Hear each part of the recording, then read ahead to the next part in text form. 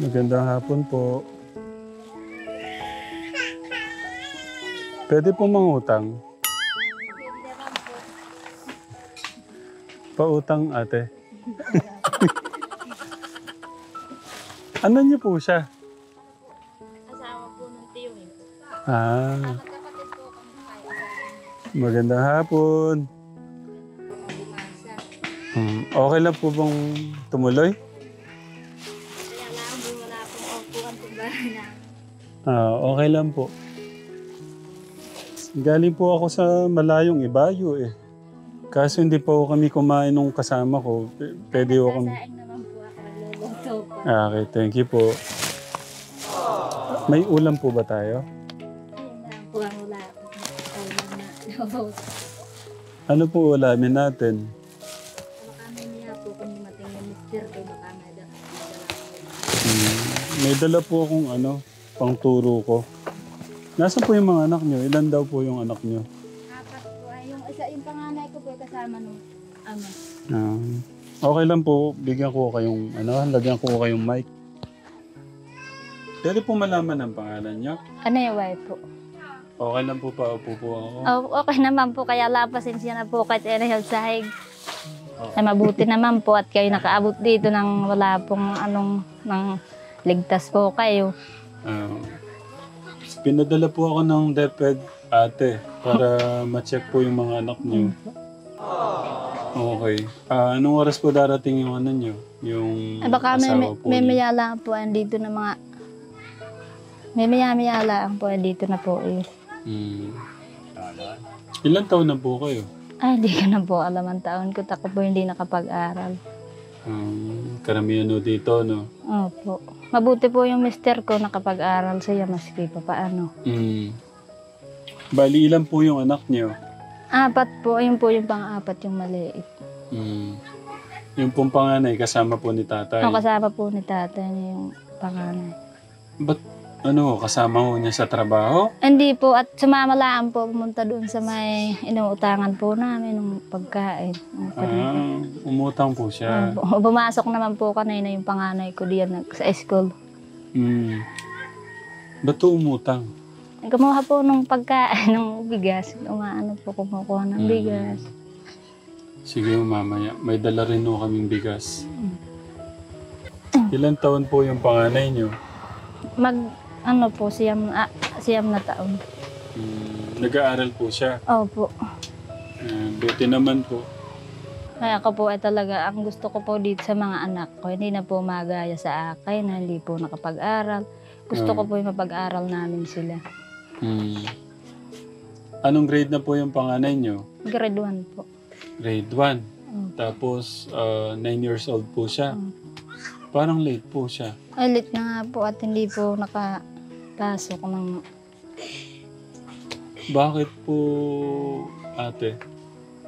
Sa hirap po ng buhay at hindi na siya na... Makakasuhan po kayo, Nay, kasi late po yung pagpasok ko ng anak niyo. Yung ganito naman po, dito sa school na ito, hindi pa po pinapasok, hindi pa po yan... Yung panganay ko lang po ang pumapasok. Hindi po makakasuhan ho kayo. Masasama ko kayo doon sa mga, nako. Hindi po, nagbibiro lang po ako. Makakabahan ho kayo eh. Hindi po, nandito po ako dahil, gusto kong mga kumusta po yung buhay. Kailangan naman po, kailangan po yung buhay namin. Sa tulong po ng Panginoon ay kami po ay nakakaraos din maski paano. Araw-araw po. Tsaka salamat din po sa inyo at kayo po ay nakakarating dito sa kagaya po nitong tirahan namin maski malayo ay naaabot po ninyo. Welcome po. May balita na ho ba sa inyo? Na ano po? Na nakarating? Ala pa po.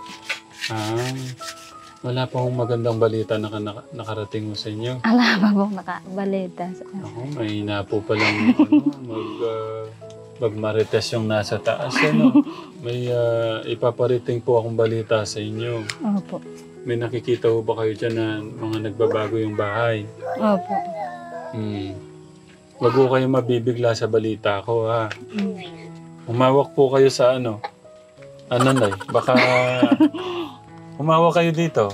Sa sahig po. Sa sahig yan. Higpitan nyo. Okay. Baka ito po yung balita. Wag ho kayo magtatatalon, ha?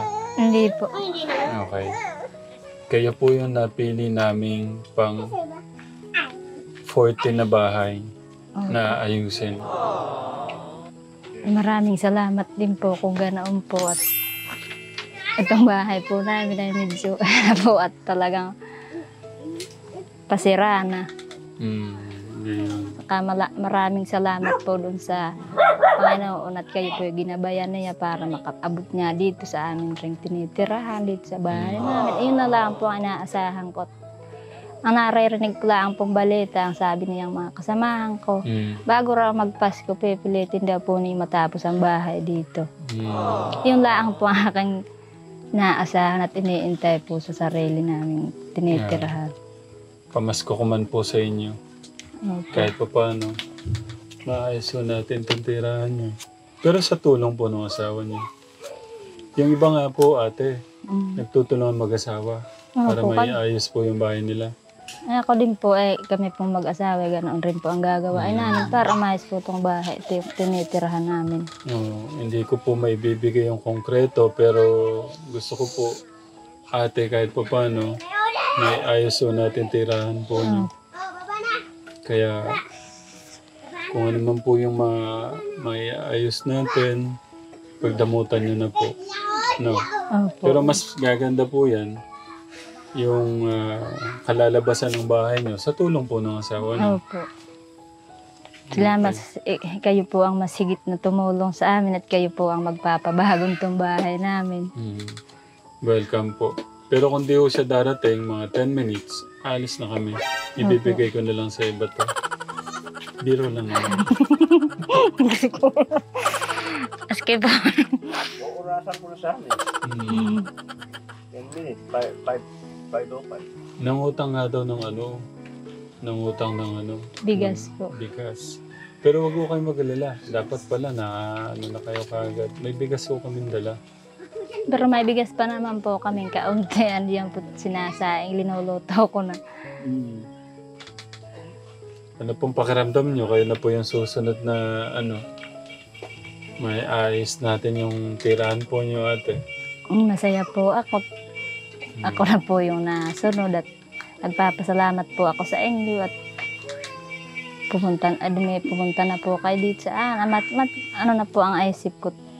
Mababago na rin po itong bahay namin.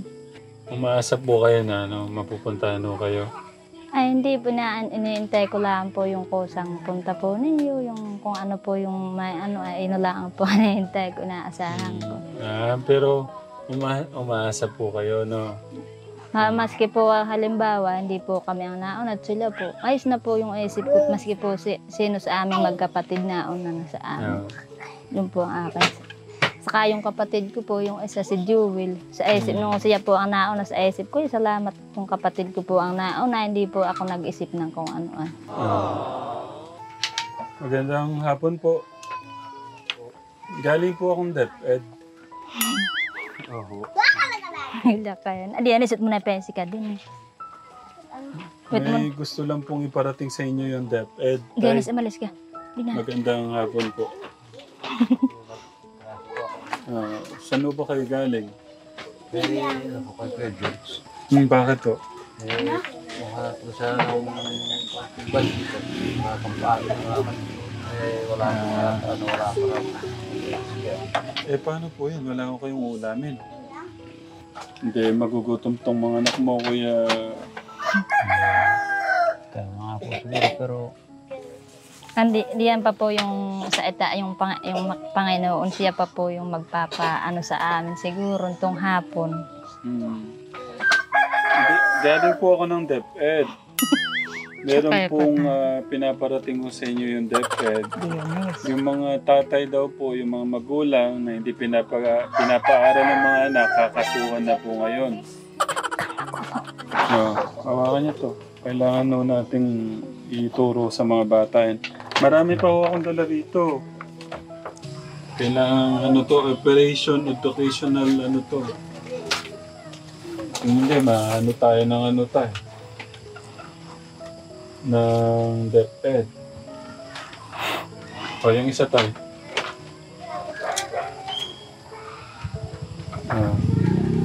Walang matutulog hanggat hindi nyo natuturo to sa mga bata. Kaso walang ilaw, so bukas na lang. Gano'n kalaga sa inyo yung edukasyon ng mga anak nyo? Malaking bagay po talaga sa amin sana sir. Matutunan naman po nila, hindi magaya po sa amin na ayun, nagpamilya na hindi wala nakapag-aral ng gusto. Gusto rin po sa amin kahit sila matuto po sila. Malaking bagay po talaga sa amin na sa amin mag-asawa na matuto malaya ng mga anak namin makapag-aral. Hindi naman po magaya sa amin na pangalan nga lang po namin. Pero hindi na po namin magawa. Kaya sabat sa mga anak na lang po namin, gusto namin matuto naman natin sa pag-aaral. Ang hirap po nang walang alam, no, Kuya na ate. Mahirap po talaga. Itong pakiusap ko sa inyo, huwag natin gawing biro, ha. Tutukan no natin yung pag-aaral ng mga bata. Itong ibibigay ko sa inyo, yung aayusin natin yung bahay nyo o ano man yung pwede nating maibigay na material sa inyo, yan po ay nasisira. Pero itong edukasyon ng mga bata, yung mga anak nyo, mas mahalaga po yan sa lahat. Yung simpleng pagbabasa, pagsusulat, pagka hindi nila alam yan, mahirap po ang magiging buhay po nila. Seryoso po ang panawagan po ng DepEd na talagang makakasuhan ho kayo pagka hindi mo tinutukan ho itong mga anak nyo sa pag-aaral. Biro lang. Sa akin lang po yun, hindi po yung DepEd. Makakasuhan ho ako. Jerome, ito pang lumiko. Hindi, pero walang biro po hindi biro tong... Mapo kayo. Ito pong pinapaabot ko sa inyo, Kuya, Ate, hindi biro to, ha. Tutukan ho natin yung mga bata, ha. Ito po doon. Itutulong po lahat yung sinasabi po sa amin na parang dagdag na para maintindihan po namin na kagaya po namin na gusto po ninyo na papag-aral po namin itong mga anak po namin at hindi po lumaki na wala pong pinag-aralan man lang. Tama po. Yun po ay malaking bagay po. Salamat na rin po sa inyo na Kuya, wala silang laban. Pag hindi nyo tinutukan tong mga anak nyo, darating yung panahon, mawawala tayo, ganun na naman ang buhay nila. Wala silang alam sa buhay. Kaya po ako nandito dahil sa kwento ng buhay ni Ate Celine. Isang bata na gustong makatapos ng college para unti-unti daw mababawasan niya yung hirap ng mga magulang niya. Kaya kung hindi tayo mangangarap ng ganun sa mga anak natin, malayo po na giginhawa yung buhay ng mga anak niyo pagka hindi po sila nakapag-aral.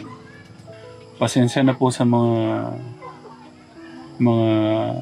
sermon ko, pero itong pag-ayos ng bahay niyo madali lang eh. Yung maibibigay ko sa inyo, bukas makalawa, next month wala na yun eh. Pero yung edukasyon na gusto kong iano sa inyo, itulak ko natin yung mga anak natin sa edukasyon. Pasensya na po. Kung gusto ko lang po namang iwan yun sa inyo. Wala naman pong masama sa sinabi niyo. Puro lahat po ay, kung ayun po ang mayayari, ayun po ang pangarap ko diyan sa mga anak ko, makapag-aral sila. Okay. May napapansin ka ba banda dyan? ito po sa... Dyan, sa bandang unahan dyan. Opo. Ano po yung mga nagbabago dyan? Salamat din ako na yung nakikita ko rin na maayos na rin po yung mga titirahan. Saka kung minsan ako kasi umuulan. Umawa ka muna dito. May maganda akong balita sa'yo. Umawa ka sa Umawa ka dito. Dalawang kamay. Baka mabunsol ka eh. May maganda akong balita.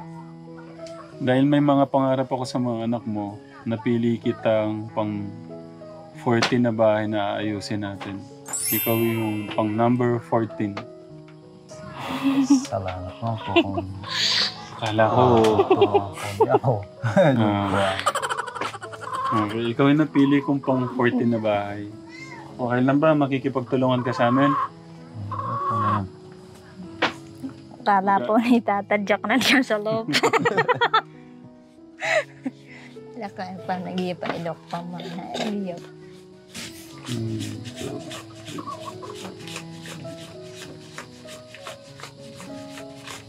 Kuya, pagdamutan mo na yan, pamasko ko yan sa inyo. Maraming po salamat po sa inyo. Mm. Pero ito lang pong pamasko po ninyo sa amin na tulong para may paayos po namin ang bahay po namin. Mm. Sisikapin ko rin naman po kahit unti-unti magawa ko para kahit rin naman po ninyo yung binigay nyo sa akin. Bubong ko rin naman po na. Pagdamutan niyo muna yan, basta meron namang extra na gagawin pa o ano pa, ang mahalaga, maayos muna natin to, no? Okay. Hindi ako hindi ako ganong kayaman, kuya, para mabigyan ko kayo ng mga tig-100,000. Ang dami nyo. Gusto ko na lang mapagtulungan natin kasi gaya ng mga kahoy katekra, madaming kahoy tutusin.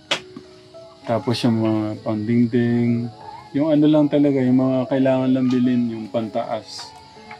Kaya pagtulungan na lang ho natin. Yung iba ho doon, nagtutulungan pa yung mga mag-aasawa. Kami po ay magtutulungan din po dito sa bahay namin. Para sa mga bata. Oh.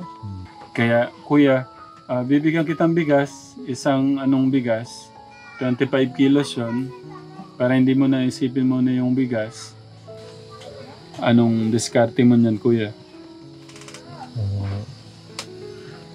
Ang magiging ko siguro sir, kukuha muna siguro ako ng pang Tama. bubong tapos. Yung mga pangposte. Opo. Okay.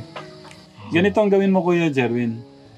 Kasi yung dito, at saka yung nandun si Kuya Edgar, 4 kayo, sabay-sabay na kayong bumili para isang na lang, Para isang bayad na lang bayad na lang. sa magdi-deliver. No? Opo. Pag-usapan nyo, si Kuya Gary, ikaw, si Edgar, tsaka si Tatay Levi. Kasi mag-additional kaming hero kay Tatay Levi, no? Opo. Pero kung ang gagawin nyo, kung mag-iipon muna kayo ng okay lang din naman. Kung mag-iipon, pag-usapan nyo kung kukuha muna kayo ng pang poste, mga mga kahoy. Wala po ako masasabi po sa inyong iba't talagang maraming talaga salamat po sa inyo na tinutulungan po niyo maging maayos ang aming tirahan para sa aming mga anak. Yun na lang po talaga masasabi po. Welcome po. Inuulit ko, pagmamahal po ng ating Diyos yan sa inyo, no? Opo. Paano po? Kukunin namin yung bigas. Saka ito po. Opo. Ito po yung lock. Tara, kuya. Ingat po kayo. Oo. Salamat po. Welcome. Okay. Bukas po, Okay. Welcome po.